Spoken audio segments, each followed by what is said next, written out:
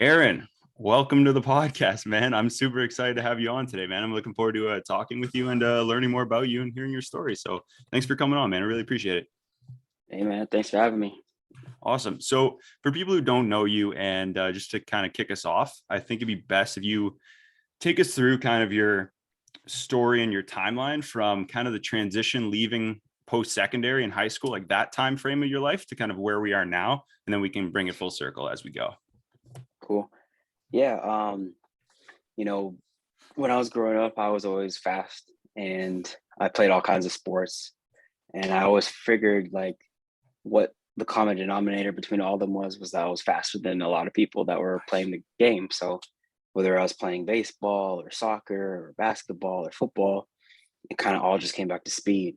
And just logically, I just kind of found myself on the track. I rotated between sports just to, keep myself active and stuff. And then one thing led to another. The club coach at my school at Birchmount noticed me and said, "Hey, you could be good at track if you come out to my club and, train for this full time." And I was like, "Man, I don't want to," but he said he played for my club dudes in the summer. So I was like, "All right, fine, I'll give it a shot." And I went and I got a lot faster. So I'm like, you know what, I want to see how far I could take this. So I just kind of, after that moment, kind of just committed and said, I want to train full time, see if I can get faster and what I can do with this. And sure enough, my grade 11 year, I got a full ride scholarship down to the States after I got second in the world in the under 18 world championships.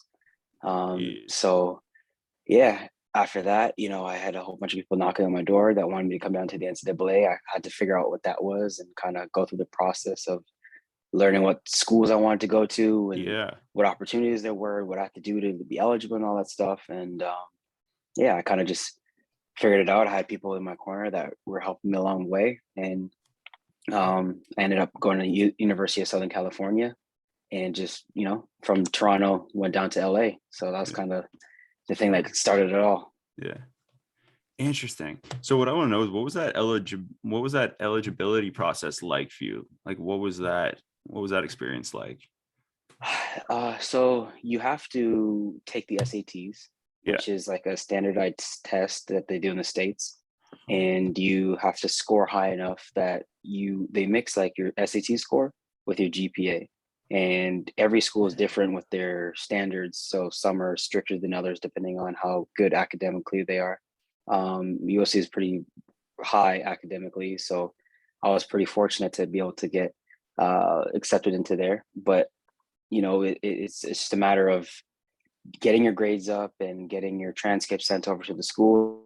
And they'll look at that and say, okay, based on your grades, we'll look at your SAT scores and okay, we think you need to take it again because you need to get listed a little higher, or you might need to, take summer school for this class and get this grade up or whatever. So they tinker it and play with it depending on what your numbers look like.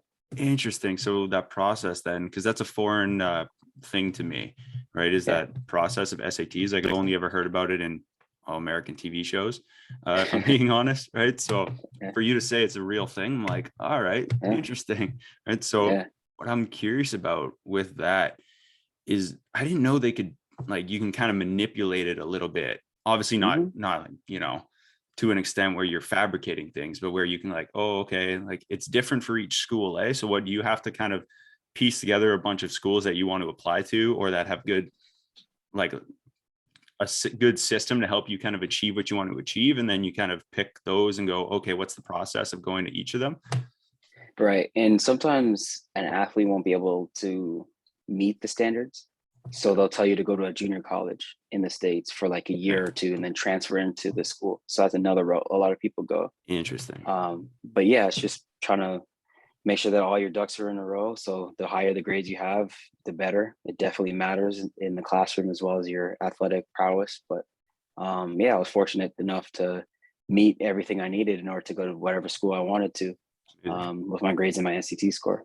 Nice. And now that focus was it was more just on which had the better program for what you were trying to do in terms of athletics, right? It, like education wasn't really the top of the priority list for that. Like, how do you kind of justify priorities in that?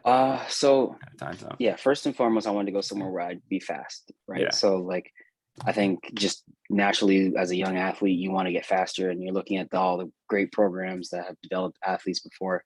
So coaches would come to my house and interview with me and my parents and like kind of tell me about their program and show off about like, okay, we put this athlete here and got him pro, or we have really great academics, or we have a really great location, or whatever Right.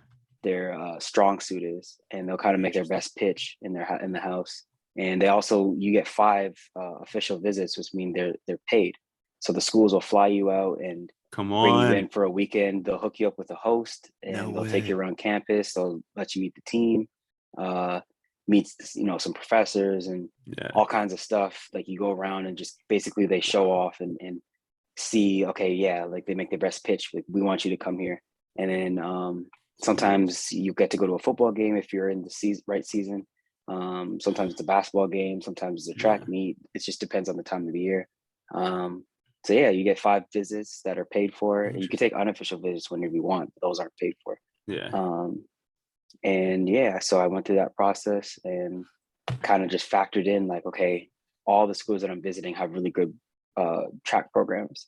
So now I can't use that as my determining factor. So like that's when stuff like education and where I'm going to be living and stuff like that came into play, because I had to nitpick. I had to like say, okay, both these are great track programs, but this school has this advantage over the other.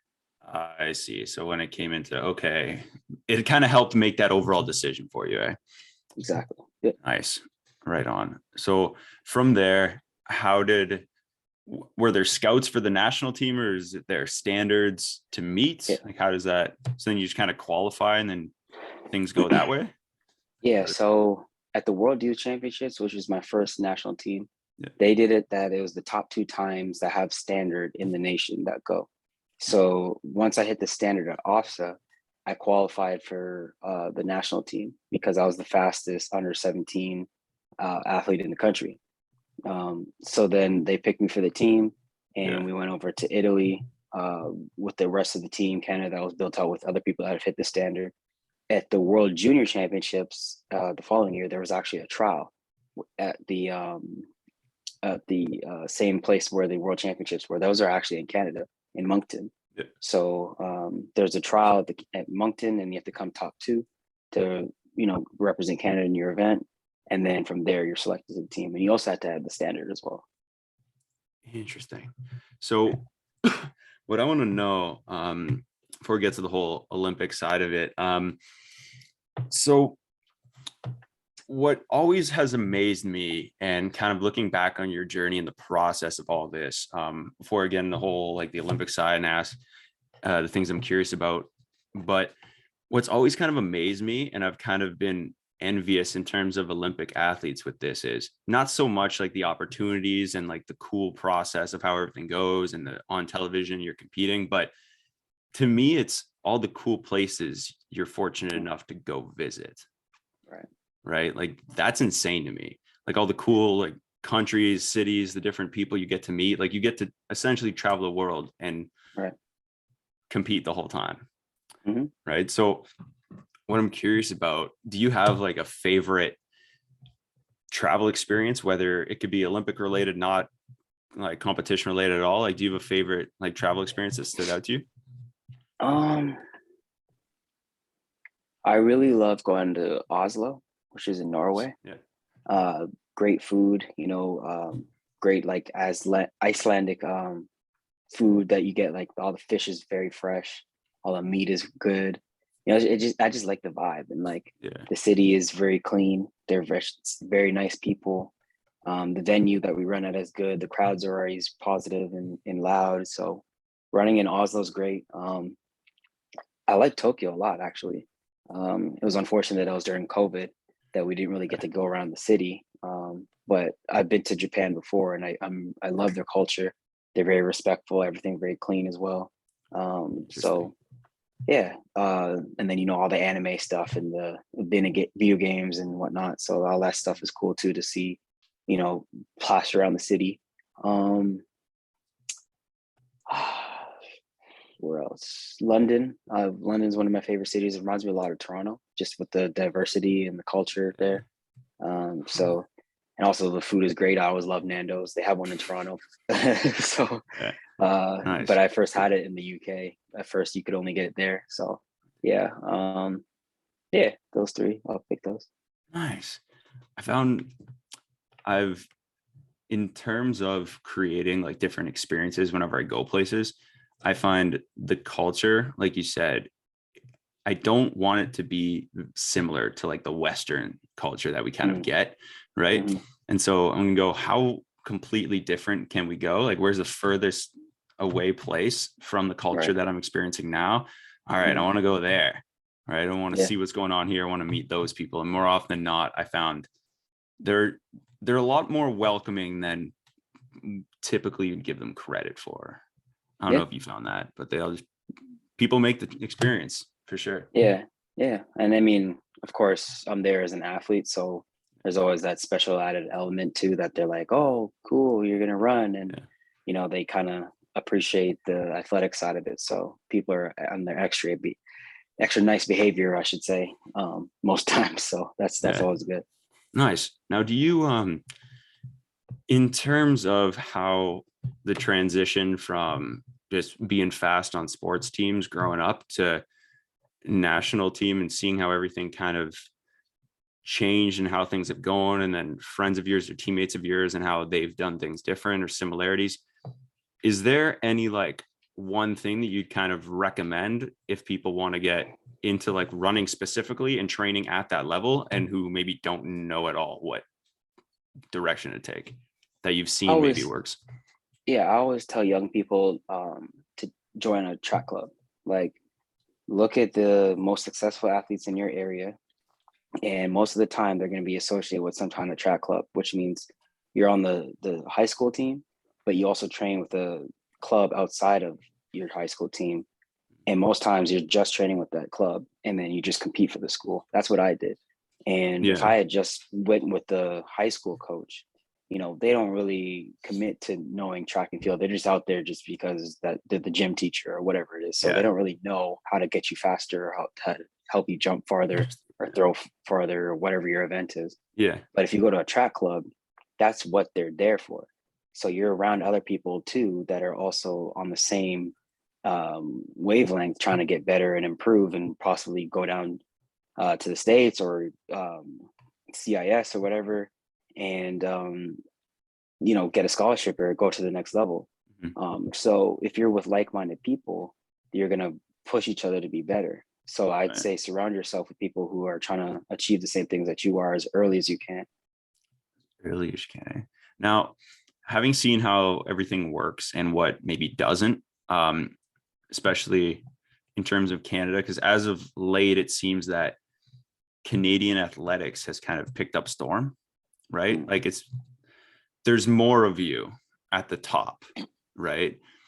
And it's fucking awesome to see, right? And so what I want to know though is seeing all that and seeing kind of how you've come up and how teammates of yours have come up, and maybe people in the past have done things that you've been like, ooh, maybe I'm gonna avoid telling people about that one. If you had the ability, like wave a magic wand, and Aaron, you got to change one thing about the Canadian national like athletics, like the training program itself, like the training that you guys do or something like that, what would be one big thing you would change?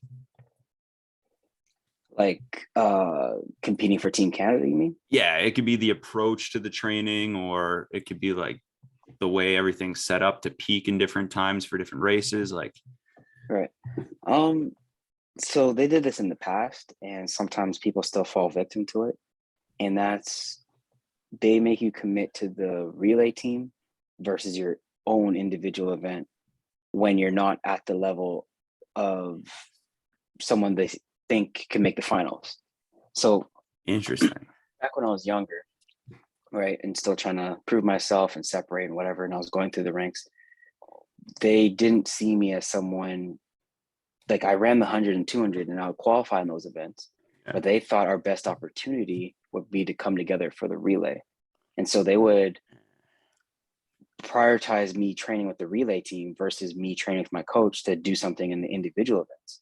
And that was problematic because it's like, how am I ever supposed to get to that level where I am like a bona fide sprinter running the 100 and 200, and you see me as someone who can make the finals or challenge for medals, if you keep cutting me at the legs by telling me, oh, you can't really train with your coach for this long, you got to come do this relay program and focus on that because we think that's our best chance to get a medal. And eventually I broke through and broke out of that because I ran fast enough that they had no choice but to see me as that. You know, guys like myself and Andre, they don't do that to me anymore because we've proven ourselves at that stage. But it's hard to break out because it's like you're constantly having to put your own individual aspirations at the back end in favor of the relay. And that still happens to certain athletes that haven't broken through yet and are trying to break through. Like nobody just wants to be a relay guy. Like everybody wants to be in the individual events, running for themselves and, you know, going for that glory. But still happens to younger athletes or athletes that haven't broken through because they're just seeing like, okay, it's a numbers game. We want our best athletes in the right places. And we don't think of you as an individual athlete. We think of you as just a relay person. So I think we need a better grassroots like transition program in Athletics Canada where we're nurturing that talent so that they can become the 100, 200 individual athletes and not just relay guys not wasting weight, but like not really improving, you know? Interesting. So kind of in regards to that, what are some different things you've noticed over the because of the way COVID's kind of affected the Olympic Games? How was that versus the ones you've done in the past, where like how was it, like was it more stressful? Like how was that for you, like from a mental side of it? Man, that was tough because in the height of COVID in 2020, when like we had no idea what COVID was and what we're dealing with, and slowly we just saw things start to shut down and like events get canceled and whatever. The Olympics was like the last domino to fall. So it was like the NBA shut down, the NFL shut down, NHL shut down, and just like one by one. And we're like, okay, the Olympics is still out in August, like July, August. So maybe we'll be safe. Maybe by then we'll have it figured out. But then it got postponed to 2021. It's like, okay, then now what are we doing now in the meantime? It's like we have our sponsors and our obligations, you know, so they still want to, you know, recoup some money. So we still got to compete, but it's like we can't really train because facilities are closed. So like we're like winging it and making it up as we go. So it was hard to be motivated because like we're running in grass fields, like soccer fields that are like uneven and stuff like that. You know, we're getting kicked out of places because we're not supposed to be there, and there's like signs of like jumping fences and whatnot. You have to. Exactly, because it's like if we're not and our competition is, then you know they're not going to care. We got to be in shape somehow. So that was stressful, but you know, fortunately I've trained in Florida and we've been able to train at our facilities, and you know, as long as we adhere to like protocols like wearing masks and social distancing and all that stuff, we're pretty good. But I know other places in Canada, for example, are dealing with, like, I have friends that are in there that have no access to facilities because they closed down again because of the numbers spiking. So like having to constantly deal with that is very stressful, but it's something I fortunately don't have to deal with, but I know other athletes do. Thankfully. Jeez. That's wild. Because how do you train to peak for that? Because isn't your training like it's specifically designed to peak at certain events, right? Or for certain, I guess, days, right? Or times of the year. I don't know how specific you guys get, like if you train for the hour or you only train in the morning because you race in the morning, right? But how do you train? How do you set up the training plan for that, especially when everything's unknown? Do you just, like you said, wing it or? Yeah, I mean, 2020, we pretty much wing it the whole time. Like it was tough, but you know, fortunately the Olympics got postponed, so we didn't have to worry about like having a peak for that and the trials for that. But in 2021, like I said, we were fortunate enough to have access again, so we could properly target our points where we want to peak and train really hard because we had our access to it. But for people that don't, that just throws off the whole program. I mean, you have to adapt constantly. Like, okay, we lost this amount of time training because of the lockdown. Now, how can Mhm. we recoup that and make it up? And sometimes Nice. you can't, and sometimes you just have to do it the best you can. Right. Now, as kind of everything's coming to fruition, isn't don't you guys have like you have world championships next Mhm. year, this year, This year, right? this year. Yeah, this year. Sorry, I was in December in my head for some reason. That's my bad. So you have it this year, and then you have championships again next year, right? And then Olympics in 2024 in Paris. Right. Yeah. Ridiculous. Do you get like, is there Yeah. a downtime to it? Is there like, there's peaks and valleys, but where are the valleys? Where do they fit in that? Because like, Yeah, geez. there's not really one, and this is unprecedented. You know, usually it's like world championships, Olympics, world championship, and then a down year. And Right. the down years when people like kind of reset and regroup and, Yeah. maybe not run as much, or maybe just run for fun or run for collect a check, and it's not really as stressful. But yeah, Nice. we got championships back to back to back to back because of that COVID year. Um, so it's a good opportunity for people who want to prove themselves because there's going to be ample times to do it. Yeah. And for someone like me who's trying to be on the podium in an individual event, Yeah. I got a lot of opportunities ahead of me. So Mhm. I could look to take advantage of that. But at the same time, it's going to be tough because it's like you're at this thing every year, and every year is an important Yeah. year. So you got to be on your A game every time you step on that world championship track. For sure. So, it's Jeez. all leading up to Paris, because Yeah. that's the most important thing is the Olympics. But at the same time, you have the world championships, which are just as big for us. Yeah. You can't, what is the big difference between the two? Like if you were to say it The to main somebody who doesn't difference, know. Yeah. yeah. Okay. So for one, the Olympics doesn't pay anybody, and the world championships do.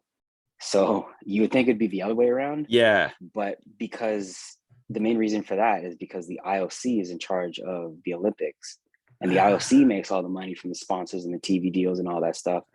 And in world championships, it's ran by the World Athletics, which pays its athletes. So Amazing. yeah, but Amazing. the main difference is viewership and the TV rights. Pretty much, like everybody watches the Olympics, and it's a way bigger deal than just the World Championships because of the viewership and how many people are going to watch it and pay attention and tune in. And the IOC is involved, and also the World Championships is just track, but the Olympics will be all the sports, the That's Summer true. Olympic Yeah. sports. Hmm. So it's a way bigger deal because you have way more people watching, way bigger Hmm. of an audience, and everybody wants to be the Olympic champion, and that's Right. always been the pinnacle. For World sure. Championship is great too, Yeah. but nothing is higher than the Olympic champion. Yeah. Interesting. Yeah, I definitely would have thought it'd be the other way around, but that makes a lot of sense when you say it, because Mm-hmm. I definitely know of friends of mine who don't watch anything in terms of Yeah, like athletics or stuff, like me, my folks, like friends of mine, because we're like we really just enjoy sport and competition. And well, whatever we do. So we like to watch that, and like, oh, world championships come up, we like to just see, because it's how's this process being ran, who's racing, what are they like, how are they doing it, what's their approach, like what do they say after, what do they say before. yeah, But then I see people like just at their office, they'll just have two monitors, one on with the Olympics, just live streaming the whole thing for the 2 weeks, and then or however long some are, and then one they're just doing their normal day job. I'm like, what's right. going on? What event? And they're like, no idea. I'm like, all Yeah, right. And they're like, yeah, they yeah, see the Canadian flag, they get hyped up, and then they pay attention. yeah, yeah. It's more of an event. I feel like that's more of a thing that people tune into. It's like you got the Super Bowl, you got like the Stanley Cup playoffs, and then you Yeah, got the NBA finals and stuff. But the Olympics is like on par with that. Whereas for World sure. Championships is more of like a niche sport with like more Yeah, track enthusiasts that tune in, not really like the common person. right. What are some common misconceptions people have about the Olympics in general that people may not see Mm. looking through their TV screen that you guys experience? Well, like I said earlier, we don't get paid, and a lot of Yeah. people think you make a lot of money at the Olympics, and you literally make none. Where you make your money is if you have your sponsors, or if you do really well, you get paid afterwards because you have incentives in your shoe contract, or Yeah. maybe you win a medal and your government might give you a bonus, or you pick up a new sponsor. But the Olympics itself, you do get no money. So that's a common misconception, because people think, oh, you're rich, you're on TV, you're at the Olympics. No. It's like, no. So I'm shutting that down right now. Yeah, not at all. Not at all.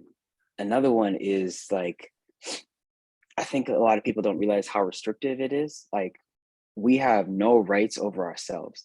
So let's say, sorry, let me take that back. We have no rights over our video of ourselves. So if I wanted to post a race of myself running at the Olympics, the IOC could take that down off of social media. And that's literally happened to me. I posted like a couple seconds of me running, just a replay, and they took it down because they have the rights to you and your likeness at the Olympics. So during that time, they have all the footage rights to it, and you're not allowed to post it without consent from them, and they almost never give you consent. If you want consent to stream it somewhere or use it in like a film or on your social media page or in a documentary or an article, whatever, you have to pay for it. And they charge for it. Yeah. You don't just have to ask for permission. For yourself, yeah. And they charge you like an insane rate, right? So I remember my friend was telling me, I don't have the exact numbers, but I'm gonna ballpark it just so you get an idea. Nice. So if I wanted to take a sample footage of myself and pay for it from the World Championships, right? I go to the World Athletics, and it'll be like $100 every 10 seconds, for example, right? That's not actually what it is, but like just go roughly. Yeah, easy numbers. Yeah.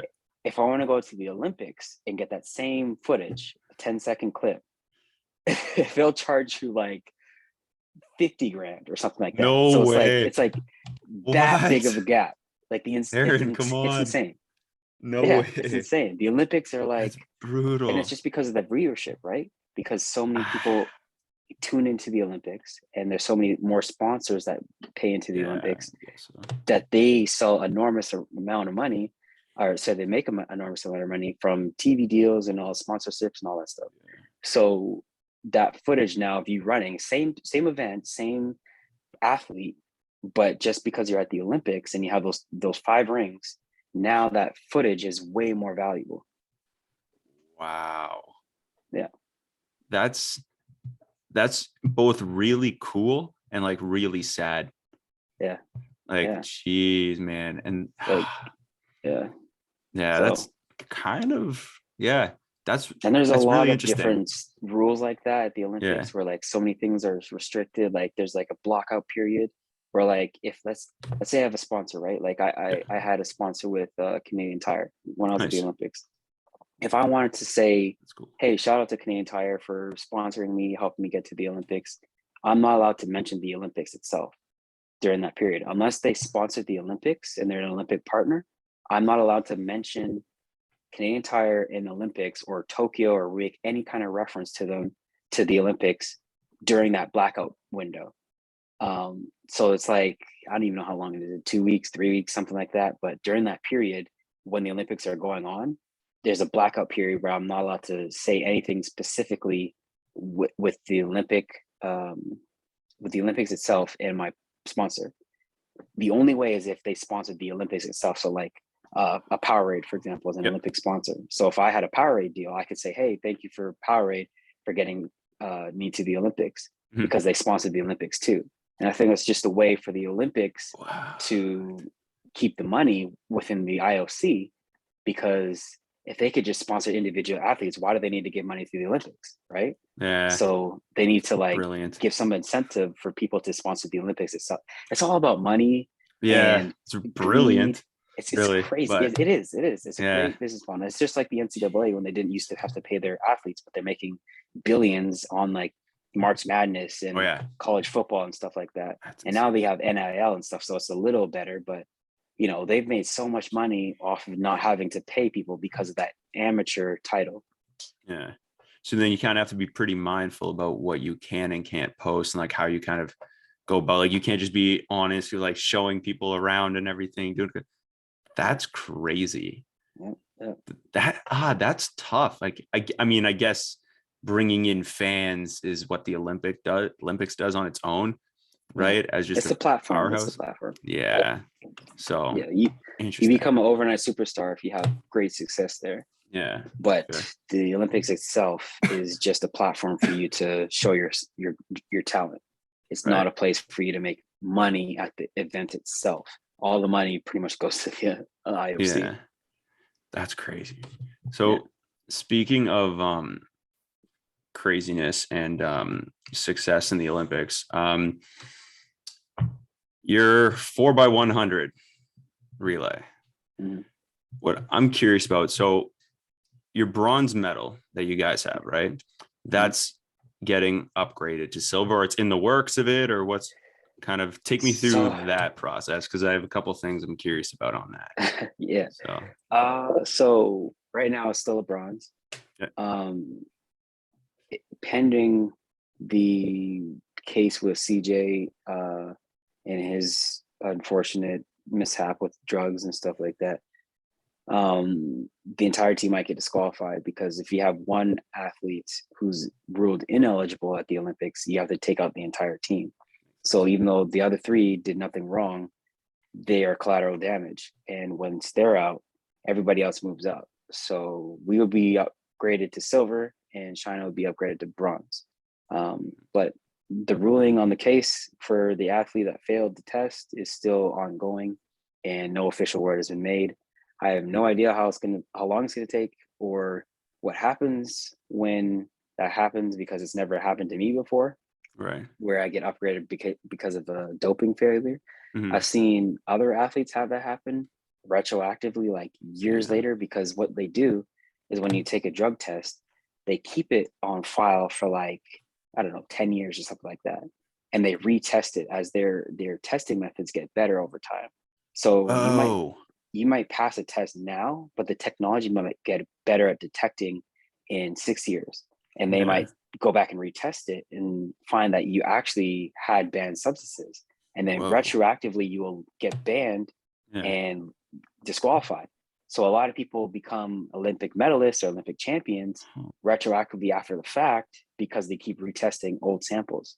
And so for us, it's actually good, because it happened almost, right away after the Olympics. So we didn't have to wait like 5 years to say, hey, by the way, you guys are actually silver medalists, because Great Britain got caught with a doped athlete.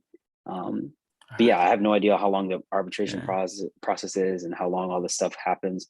I don't even know like what happens if I got to mail my medal back, if I, get a brand new silver, or if I take, Great Britain silver. I'm sure it's not that, but yeah, I don't know the process at all. I'm just kind of, moving on with my life, and we got upgraded.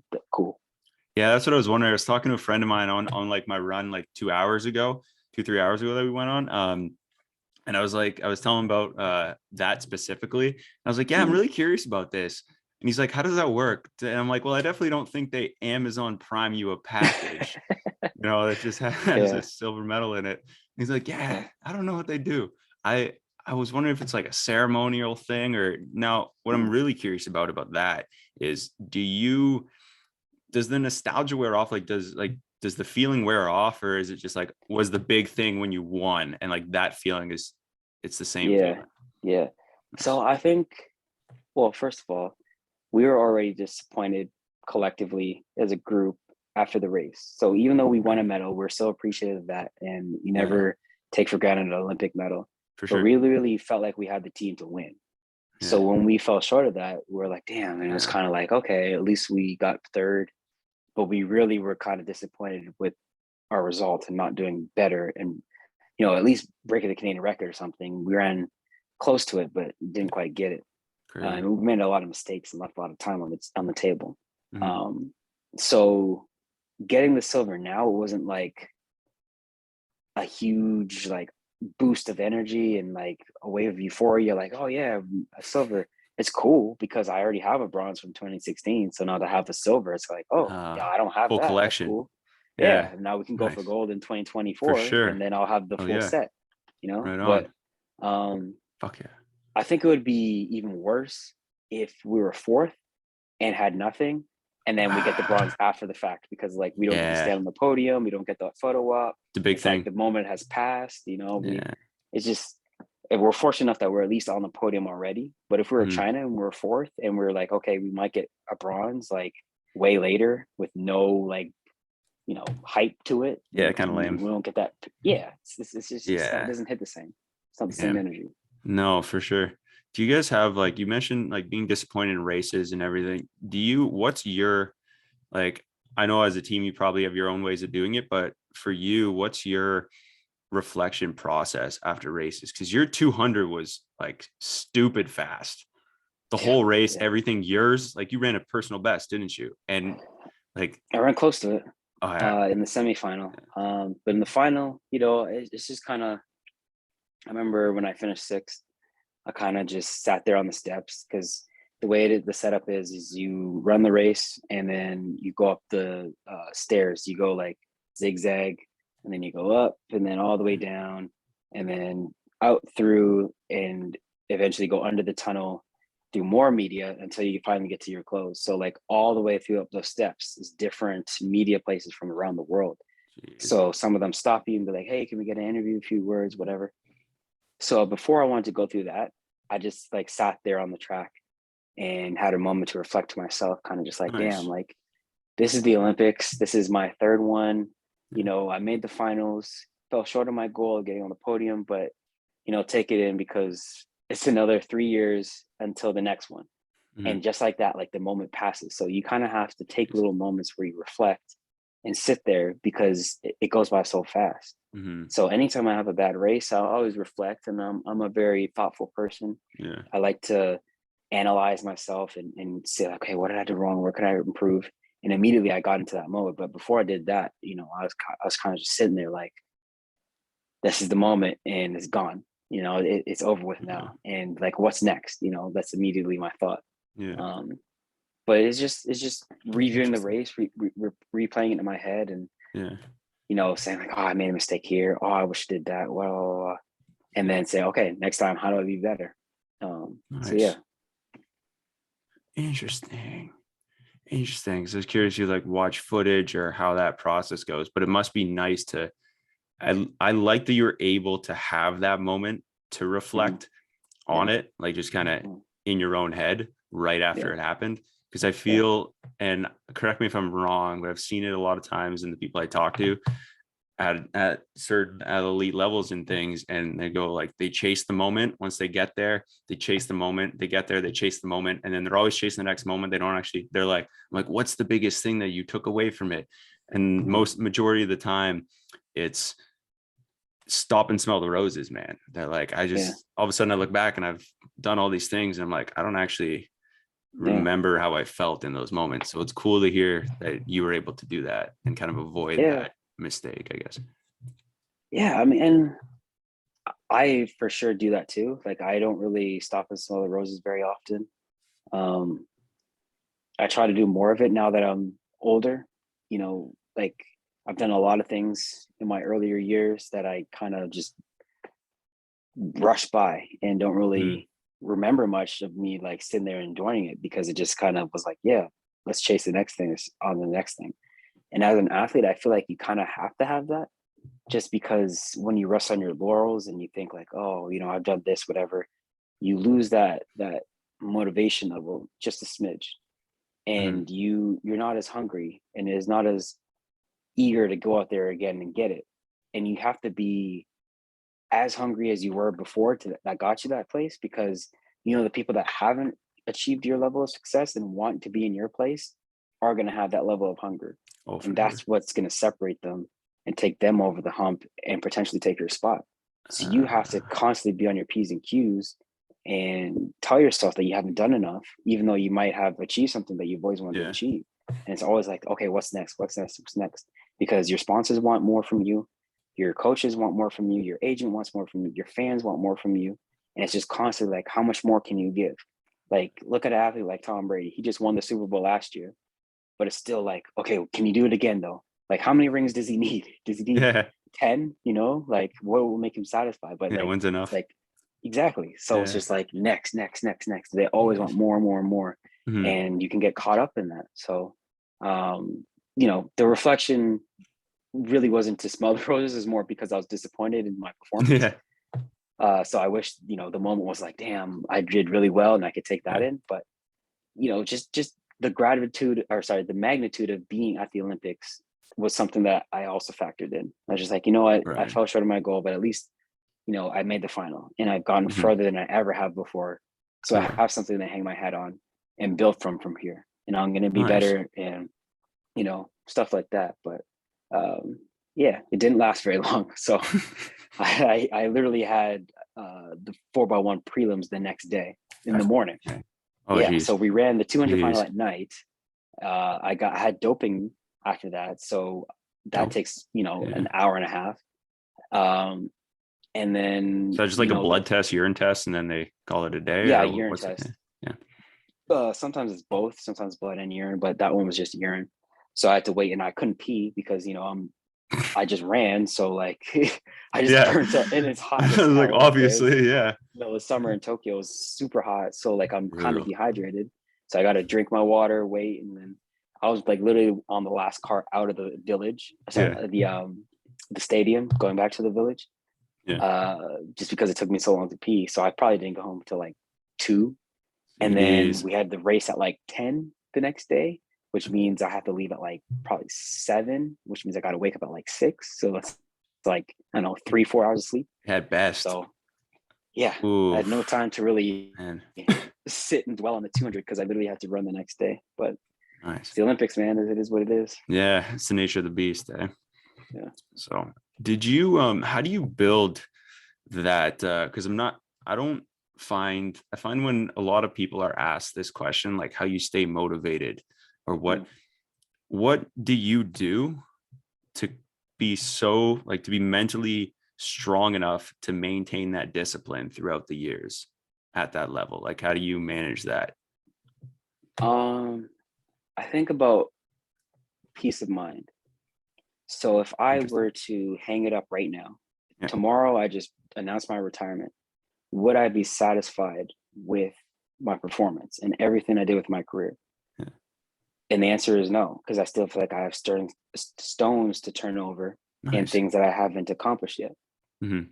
And once that moment becomes yes, I have no reason to get out of bed and do what I do every day and train and kill myself at practice to Mm-hmm. reach those levels, because I'm satisfied. And that's the ultimate goal, is having peace of mind, being able to sleep at night saying I gave my absolute best and there's nothing more that I could have done to change my story. So until I'm satisfied with that answer, I'm gonna keep going and getting up day after day, getting after it, because I feel like there's more to give, and I feel like there's Mm-hmm. more to my story that I have to write. And those Nice.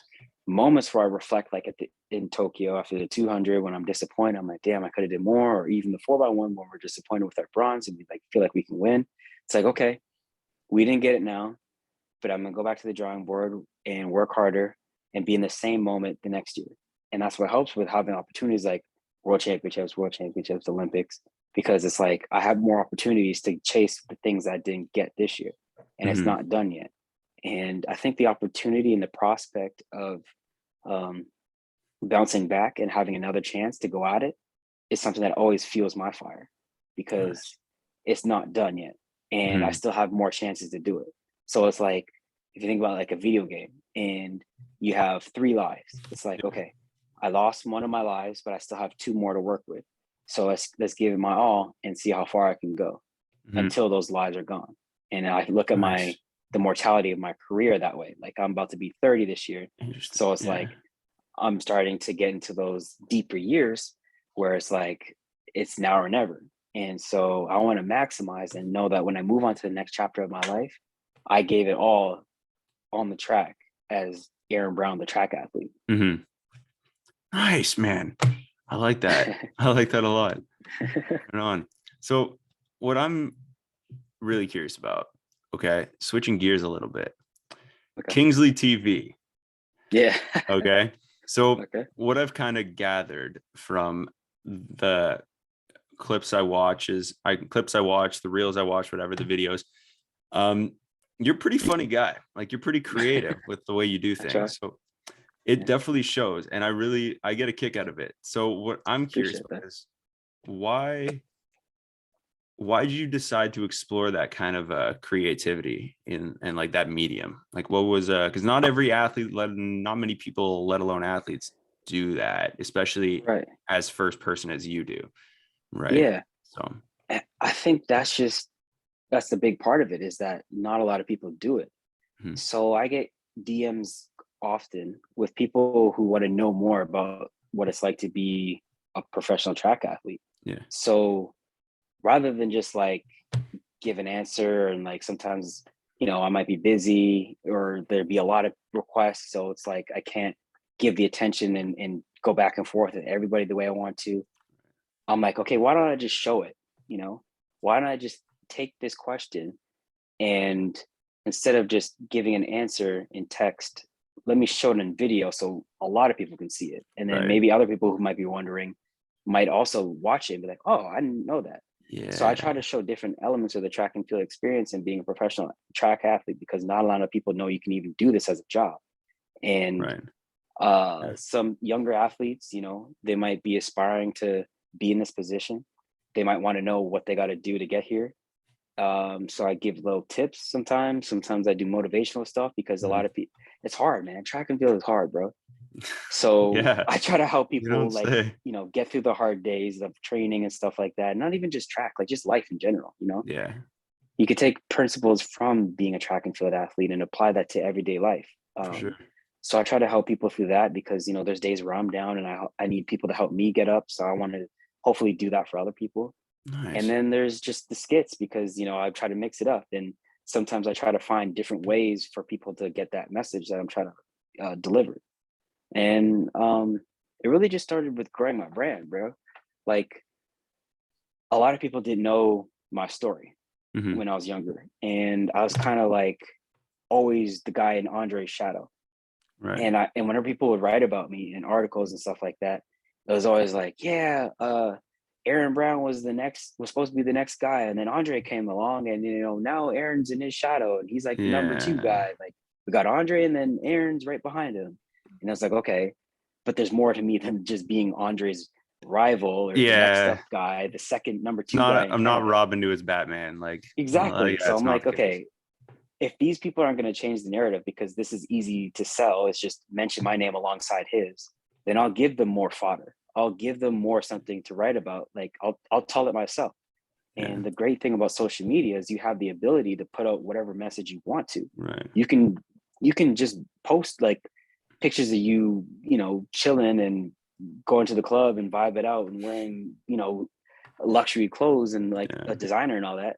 Or you can use it as a tool to like let people know what you're all about. And Right. especially as like an athlete, I turn my channels into like a business essentially, where it's representing my brand. And that's what Kingsley TV is like Hmm. the brand side of Aaron, you know? Yeah. So when people see me on TV, it's not just like, oh, there's the runner guys. They might see me and know me from Instagram or YouTube and Hmm. be like, hey, I've seen some of his videos. I know like he does creative stuff like that. And he's also a runner. So they might Yeah. be more likely to follow me and feel like they are part of the journey because they Hmm. they watch me in different avenues. So it was just a matter of like putting stuff out there that I feel like not a lot of people know about and kind of filling Nice. that void. That's freaking cool, man. I Yeah. like that a lot. I like that a lot. I had the main it was funny. I that. So because of so I ran cross country and track throughout high school, and then in post secondary track and field, like there wasn't a program at the college I was at, but that was also not a focus. Like the whole thing was education for me. Mhm. And what I wanted to do, sorry. So they didn't have a program, so I didn't pursue it. But I'd always done that for like a form of cross training or whatever. And I still did like track workouts with friends and stuff. And because of the track clubs I was a part of in high school, I still am in touch with those people. And Nice. it's funny that I was talking to a few people kind of towards the beginning, the end of the Olympics and stuff. And then even the last like few 4 months, like before I reached out, where I had asked a lot of people, like mother, some friends, some athlete. All my friends are pretty much athletes. So they all said, I was like, like, I was like, I want some cool stories. I don't just want, because when people are at the center of Mhm. what we all see, it's very, very, very tough to find things that are unique and authentic, Yeah. right? Because people right now are craving authenticity more than anything. It's why podcasts are so popular, right? And so I think seeing the way you've kind of, like, it's you, man, right? Yeah. So it's Yeah. not, there's no like fabrication to this, there's no that, Right. it's all authentic and uniquely you, which is what I really appreciate Yeah. about it. So I'm like, oh, I'll subscribe, I'll check this out. This is sweet. All right, cool. Yeah. Some like the more motivational stuff directly applies to me, but then the running stuff, I'm like, this is interesting. I definitely know Mhm. somebody who could benefit from this. Right. So yeah, Yeah. so And it's interesting. you know, uh, I know it's easier to grow on platforms when you like stick to one thing. So if I did like all motivational stuff or all funny stuff or whatever, Mhm. I might grow faster because I'm easier to categorize because a lot of people like this stuff. It's easier for Instagram to push that to them. Right. But at the same time, that wouldn't be true to who I am because some No. days I feel motivational. Some days I feel Mhm. like doing a skit. Like sometimes I feel like doing some creative stuff. Sometimes I feel like showing my family. And that's just Nice. like I'm literally just showing my life All right. and kind of making that my strategy, rather than trying to go all in on one thing and neglect other sides of myself. I try to Yeah. just express who I am as a person. And then Yeah. if people like it, they like it.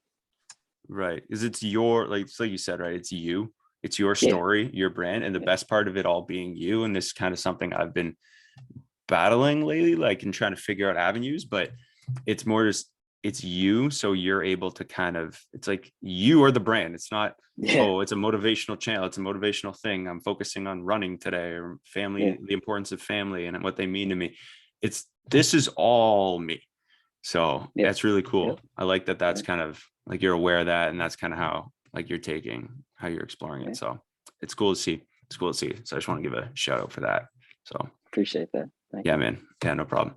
So as you kind of come towards like the end of everything and stuff, and the end of the show, do you have any kind of final pieces of like feedback or things that, whether it be people you've seen or stories you've heard or things that you've seen, like advice pieces that you would give to somebody who maybe is in their mid-teens, they're competitive, they don't really know what avenue to explore, like how could they kind of discover what to do?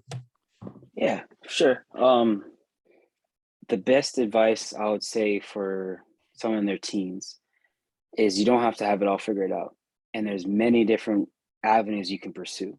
Mhm. So you might see somebody who's a young stud, they have it, made, they're succeeding right now, and your Yeah. story doesn't quite look like theirs. Right. But in the end, after a few years and, maybe 10 years down the road, you might be at the same place that they're at, even though you started out way behind. So don't Mhm. feel like you have to have it all figured out in your teens.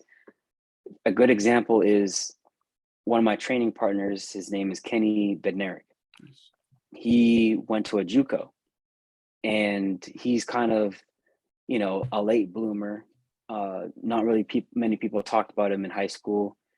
He went to a junior college, didn't have the grades to go to D1, but now he's the Olympic silver medalist in the 200.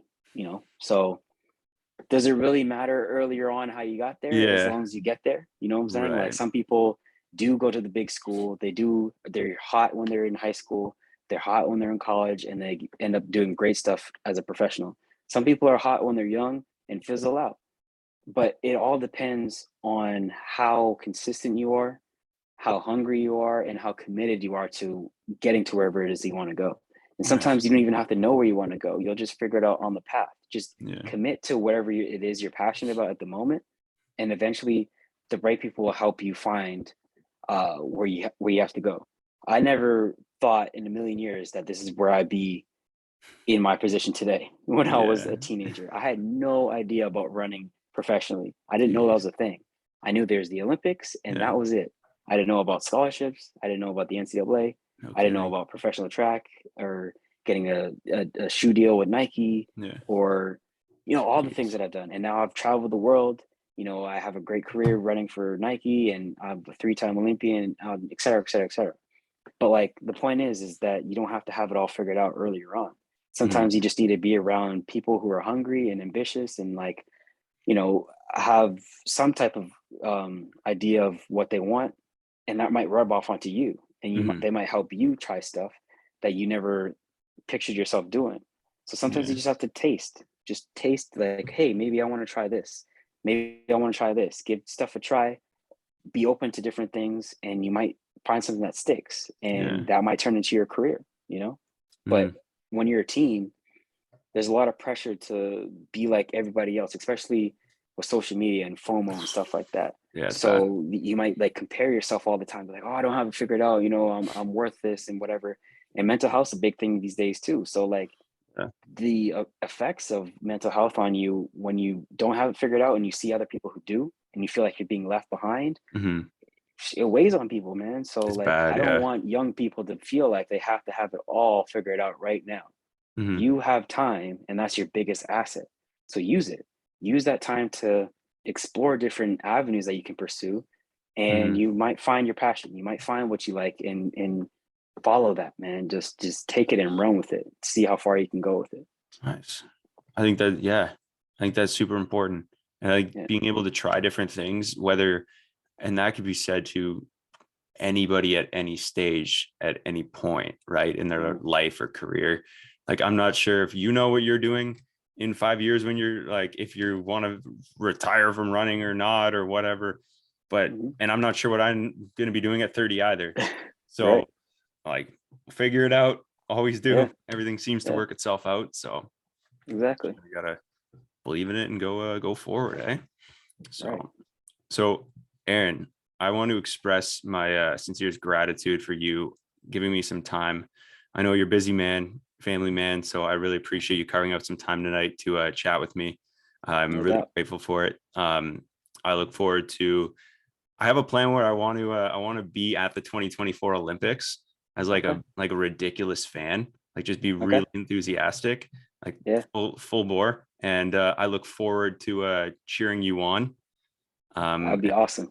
watching you grow and watching you race, and following the rest of your career. And I really appreciate you being able to tell your story with me today and sharing with my audience. And I'm excited to see how it all turns out. So thank you very much. And where can people find you? First of all, appreciate you having me on. It was a great conversation. Easy guy to talk to. So, Thank you, man. it Appreciate was it. my pleasure. If people want to follow me on YouTube, my full name, Aaron Kingsley Brown, or you could look up Kingsley TV. That's KINGSLEY TV on Instagram, Twitter, Facebook, and TikTok. My handle is Kingsley SC. So think Kingsley, KINGSLEY, and then SC as in Southern California. So Kingsley SC. See, nice, right on, Yeah. man.